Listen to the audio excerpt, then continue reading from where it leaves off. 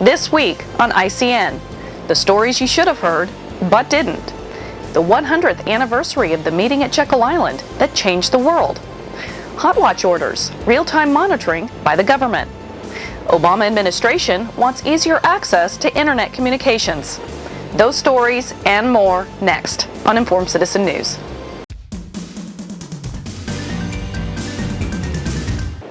Hello and welcome to ICN, Informed Citizen News, week of November 28, 2010. November signifies the 100th anniversary of the clandestine meeting on Jekyll Island, Georgia, that led to the creation of the Federal Reserve banking system that created the Central Bank of the United States. Once relegated to conspiracy theories, the infamous gathering in 1910 is now openly conceded by the establishment. A few weeks ago, current and former Fed governors met on Jekyll Island to commemorate the highly secretive meeting that until recently would not be talked about in public. The story of the creation of the Federal Reserve does not get mentioned in textbooks, nor our news media.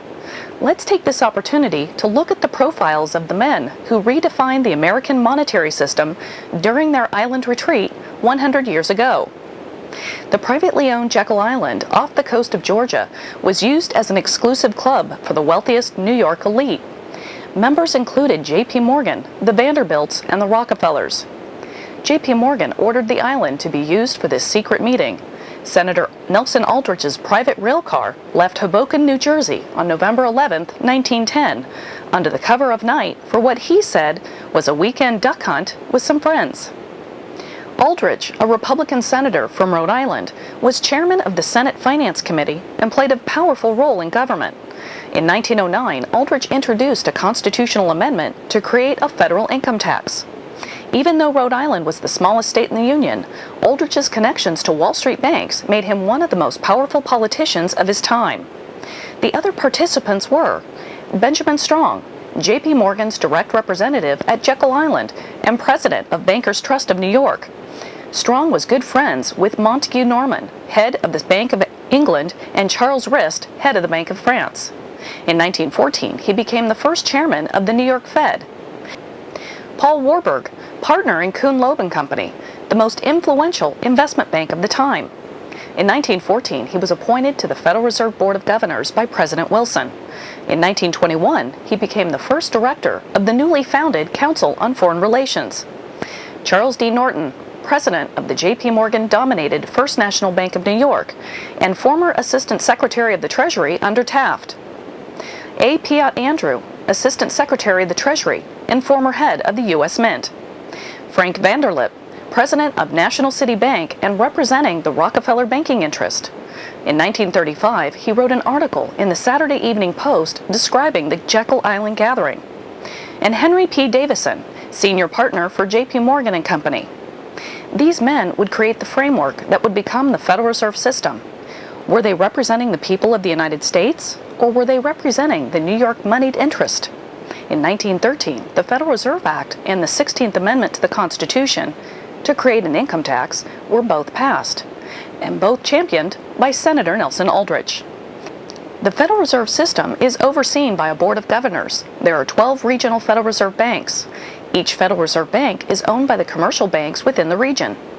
Each commercial bank's share ownership in a regional Fed bank is dependent on the size of its assets.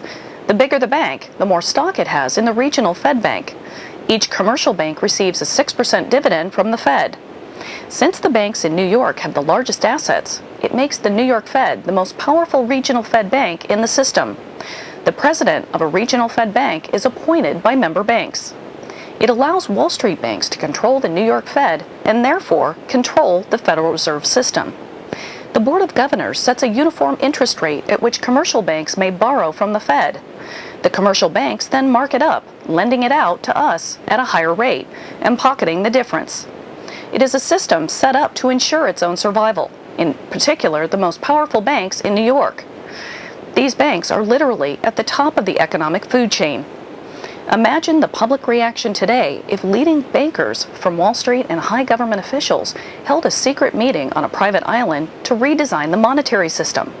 Does anyone really think that those men on Jekyll Island had the average hardworking American in mind as they designed their central banking system? One of the 10 planks of the Communist Manifesto is the establishment of a central bank. Under the guise of capitalism, when money and power is in the hands of a select group, abuse will follow.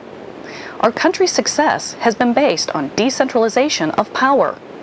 Only when we the people forget that have we run into trouble. The government is tracking Americans' credit cards in real time without a warrant. In one of the best examples of independent journalism, Christopher Sagoian spent 2 years tracking down this story.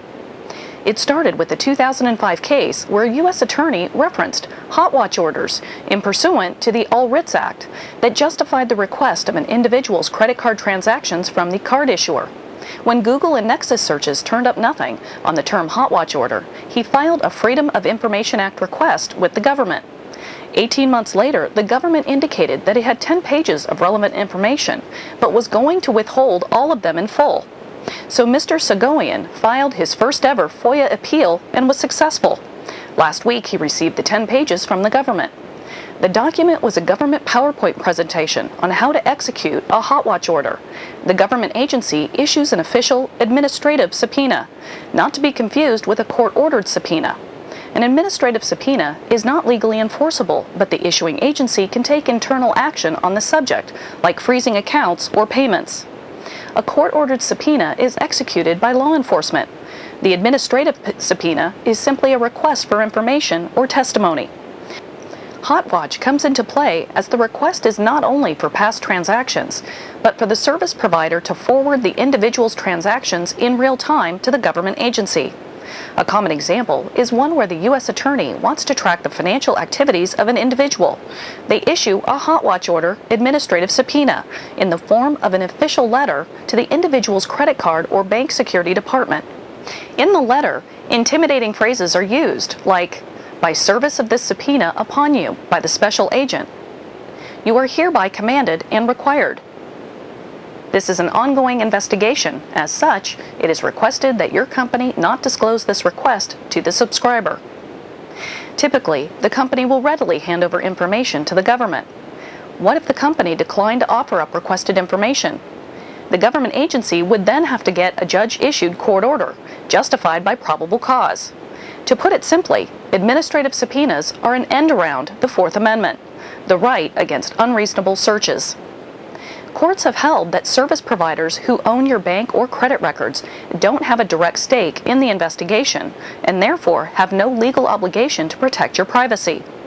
The companies can decline the government subpoena, but often don't. Bottom line, it's a misconception to think you have privacy and that the government would need to prove probable cause to get your information. The government knows that your information is out there, and it is available just for the asking.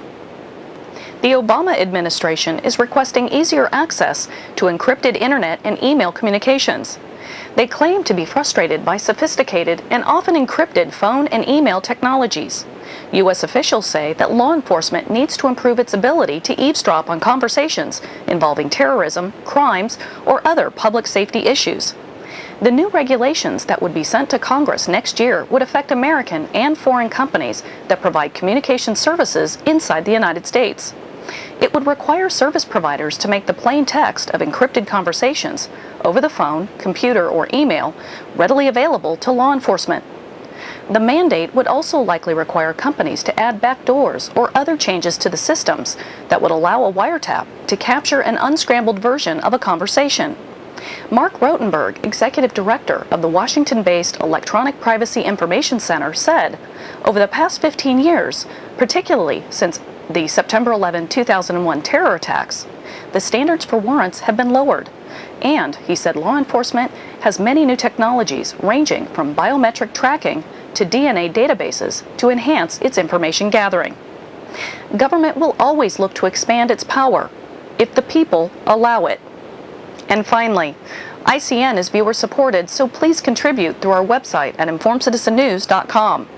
While our viewers are enthusiastic about the service we provide, contributions have been, well, disappointing. So far, we have had 25 individuals contribute. Not very good, considering that ICN receives about 4,000 views each broadcast. If you want a news source not controlled by advertisers or corporations, this is your chance to make it happen. With this initial fundraising effort, we are evaluating the long-term viability of this service. There is no contribution that's too small. Viewer-supported news is the only option where your interests are truly served and not those of the advertisers. The other alternative is to stay with corporate or government-funded news. The old adage is true: nothing in life is free. And remember, if you contribute $25 or more, you'll receive an email with all the news stories that were considered for each broadcast but didn't make it in the show. Important information that spotlights underreported stories from around the world. Thanks for joining us this week. From all of us at Informed Citizen News, we'll see you next time.